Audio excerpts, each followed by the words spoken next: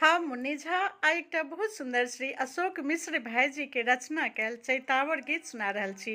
भाईजी बहुत सुंदर रचना करै छथिन और अपनो बहुत सुंदर गेने छथिन। तऽ ई गीत हमरा स्वर में सुनू। श्री अशोक मिश्र भाईजी के रचना कैल चैतावर गीत।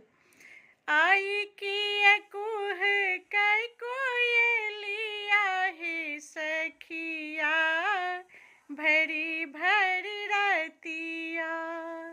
आई की कुह कै कोयलिया हे सखिया भरी भरी रतिया।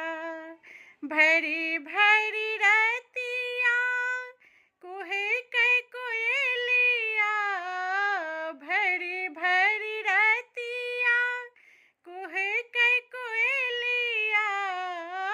आई की कुह कै कोयलिया हे सखिया भरी भरी रतिया। तोरी बोली सुन कोयली टूटल मोरी नींदिया। चिहुकी पिया भेल थी बेमतिया। कटिबै आब कोना पूरा रतिया कोयलिया भरल मोर आँखिया। कटिबै आब कोना पूरा रतिया भरल मोर आँखिया। आई की कुह कै कोयलिया हे सखिया भरी भरी रतिया। एकिता बड़ी ने भेले ससु ननदिया।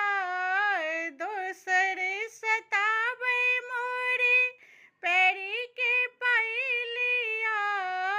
एकिता बड़ी ने भेले ससु ननदिया। दोसर सताबै मोरे पैरी के पैलिया। तुहू किया बनाबै पागलिया कोयलिया जाऊ कोन नगरिया। तुहू किया बनाबै पागलिया कोयलिया जाऊ कोन नगरिया। आई की कुह कै कोयलिया हे सखिया भरी भरी रतिया। पिया मोर जेथिने आन देश। पिया जेथिने आन देश धरकै मोरी जियरा। कानी कानी भीजै मोरे अंगिया चरिबा। कानी कानी भीजै मोरे अंगिया चरी।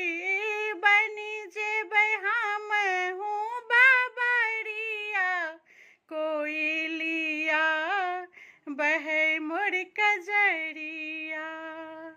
बनी जेबै हमहूँ बाबरिया कोयलिया बहै मोर कजरिया।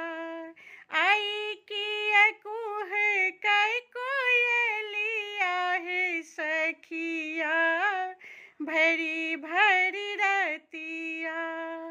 कहथी अशोक सुने अब रे चंचलिया।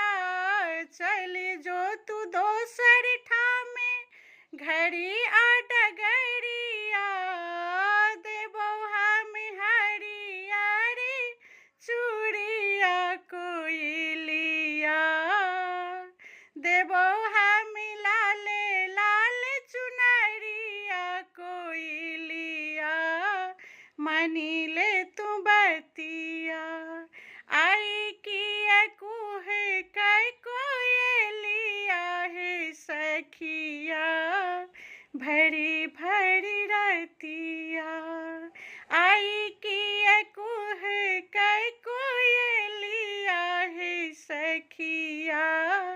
भरी भरी रतिया।